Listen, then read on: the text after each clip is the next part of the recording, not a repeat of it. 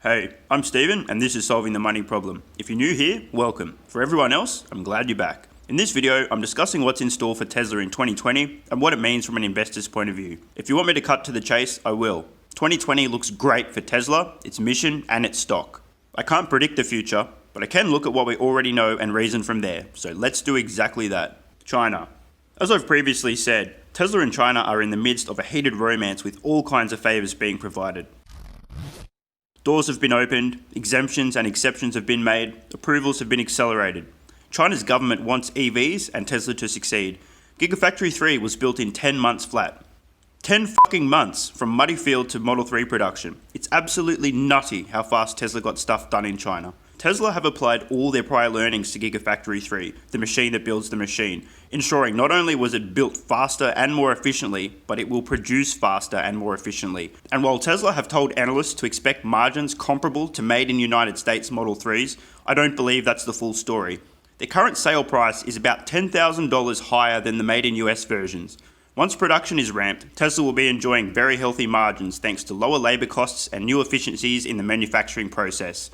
So how on earth will the margins be about the same? I believe what Tesla means is that margins will end up the same. If Tesla's production begins to exceed demand, which would be a first in the history of the company, but it is inevitable at some point, they will slowly lower prices on made-in-China Model 3s to maintain an equilibrium between supply and demand.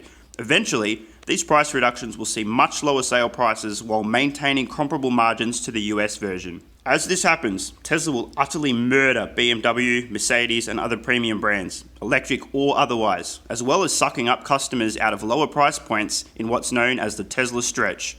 There's nothing happening here but winning on Tesla's part. They'll enjoy massive margins once Model 3 production ramps, then, if they need to, they can lower prices incrementally to sustain demand. China is the world's largest EV market, and entering it is a strategically brilliant move from Tesla. Don't say I didn't warn you. Gigafactory 4, Berlin. The Berlin Gigafactory is moving ahead with rumours of Tesla seeking to break ground at their risk before the purchase has officially completed, just to gain more time. I suspect we'll see Gigafactory 4 go from forest to almost done in 2020 with initial output of 250,000 vehicles per year. Future expansions may see that annual capacity grow to 750,000 units or more. The Semi. The Tesla Semi is a sleeper product. Because companies, not individuals, will be buyers of Tesla's Semi, it's flying under the radar, but its potential to Tesla's business is enormous. The 2 million Semi trucks operating in the United States transport 68% of all goods. This is a huge market. Tesla will begin limited production in 2020. They already have hundreds of pre-orders from companies like Walmart, UPS and DHL, but I imagine Tesla will begin using Semis for their own logistics first, saving a mountain of money, before producing Semis for customer delivery. The business case for Semi is so compelling it's absurd. In most cases, the fuel savings alone will pay for the entire purchase price within 2 years. Except in extreme cases, you'd pretty much need to be a moron not to replace your entire Semi fleet with electric versions as soon as possible. It's hard to see Tesla being able to manufacture enough Semis to meet demand for years. With a median price close to $200,000, we're talking about billions in revenue. The Roadster. When it's released, the new Roadster is going to be the final nail in the coffin for combustion engine vehicles. Its motto is basically, anything you can do, I can do way fucking better, bitch, so get out of my way. I don't expect Tesla to sell millions of new Roadster, but just 50,000 units would generate $10 billion in high margin revenue. The Plaid Model S and X. Tesla is delivering a second fuck you to the legacy auto industry in the form of the Plaid Model S and X. If you thought the outrageousness of a Raven Performance Model S was ludicrous, wait for Plaid. Porsche forced Tesla to let this one out of the bag early by trying to show how much quicker their electric Taycan was around a notoriously difficult racetrack, the Nürburgring. They've got to beat Tesla at something, right? Well, a few days later, a mysterious Plaid Model S turned up at the same track, recording an unofficial time that put the Taycan to shame. Then, another Plaid Model S turned up and clocked an even faster time. Those who want performance but don't have $200,000 to spare will increasingly find themselves drawn to the Plaid S and X, not because they're electric, but because they're so damn good. Big batteries. Maybe you've heard about the gigantic battery projects Tesla are doing. The thing about these is that they work really well. So well, in fact, that the people in charge of making decisions, like whether to implement a big battery solution to stabilise the power grid and lower energy costs for consumers, will be all over the Tesla big batteries, unless they're unaware of the option or they're just not very smart.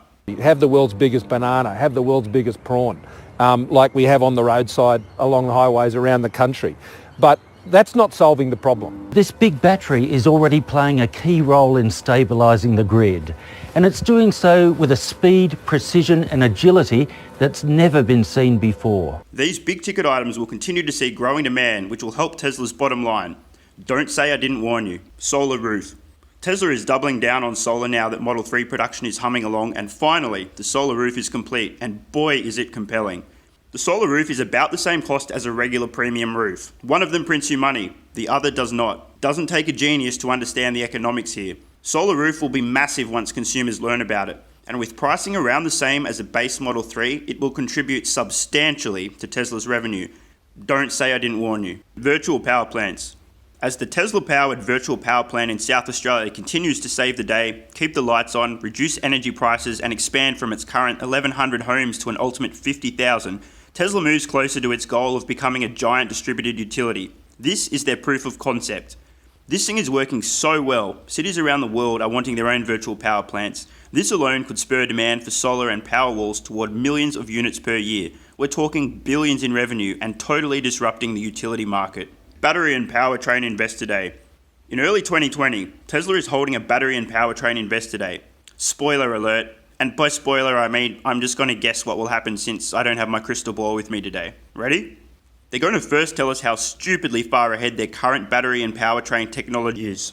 We already know this. Then, they'll tell us about their next generation battery technology, which will go into production soon and completely destroy the hopes and dreams of other automakers. Then, Tesla will say, don't worry, we're going to partner with the smart automakers and sell or license our battery and powertrain technology to them so they survive. And because we're way better at making EVs than anyone else, our Gigafactory is becoming a product which we will sell too.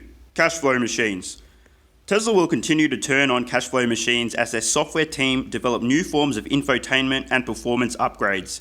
With the recent announcement of premium subscriptions, which enable dozens of new features like live traffic, Netflix and YouTube, Tesla has turned on a tap worth tens of millions in recurring annual revenue.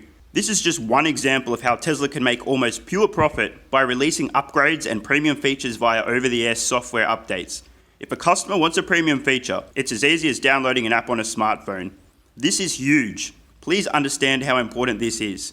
Tesla's software engineers are among the best in the world. Tesla will continue to add value via software and tap into additional revenue streams. As I record this video, Tesla has just commenced selling upgrades, the first of which is a $2,000 over-the-air acceleration upgrade for Model 3, shaving up to half a second off the 0 to 60 acceleration time. This is just one example of the potential of software to produce new, high-margin streams of cash flow from customers after they have purchased a vehicle. 100,000 upgrades at $2,000 each is $200 million of revenue.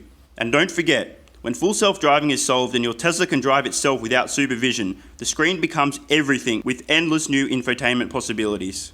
Tesla Insurance. Tesla quietly began offering insurance to customers in California in 2019 and will continue to roll out insurance eventually worldwide.